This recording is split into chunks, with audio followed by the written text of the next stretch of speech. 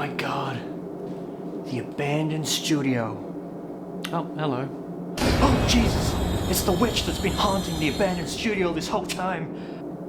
Haunted? Me? This is haunted?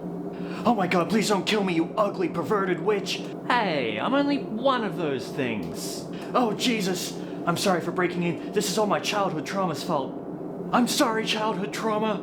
This is all my fault. I'm not your childhood trauma, I'm just a guy. I'm just a guy, I'm not a witch, I'm just a guy.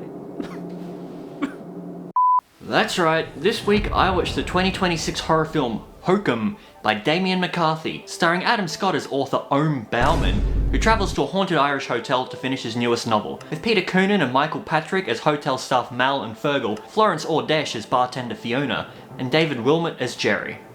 I used to think I wasn't really a big horror guy, but my goodness I had a great time with this movie. It really surprised me in a good way. It's a film where the scares are so built up and well executed that you'd think the whole film was built around them. Even if you're not into enjoying the genre, you can definitely appreciate how effective this film is. The biggest strength here is easily the atmosphere. The rural Irish hotel itself is such a good setting, you'd be right to immediately draw comparisons to The Shining, what with the author character and all. But this film is unique enough in its own way that even when it's derivative, you don't mind. Director Damien McCarthy and the production design team really nailed the design of the place, and it feels real enough to be believable, but also more surreal and freaky when it needs to. Adam Scott is also fantastic in the lead role. His character is kind of a misanthropic arsehole who clearly thinks he's the smartest person in every room, and just wants to be left alone, which you'd think would be a difficult lead character to get behind, but as the film progresses and more is revealed about Bauman, you get to understand and sympathise with him as he experiences the horrors of this film. He's actually a pretty realistic protagonist in the way he reacts to everything with a constant, annoyed disbelief most normal people probably also would. The supporting cast is great too, and my personal favourite was David Wilmot as Jerry, the mushroom-addicted local, who provides a lot of the film's best comedy, which, yeah, this film is a lot funnier than it looks. That tone really worked for me, especially paired with the missing person investigation and the puzzle-solving aspect. Watching Bauman slowly investigate the honeymoon suite made the whole thing feel interactive somehow, like an adaptation for a video game that doesn't exist. Now, of course, Hokum is a horror film and the scares are where it really stands out.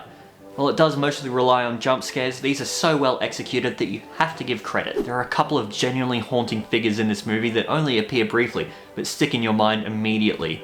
The so-called jackass was probably the creepiest visual for me, and honestly I almost wish it had been used more, even though part of why it works is how little you see it. I'm still seeing him right now, I can't get that thing out of my head. My main issue was the ending, which feels oddly abrupt.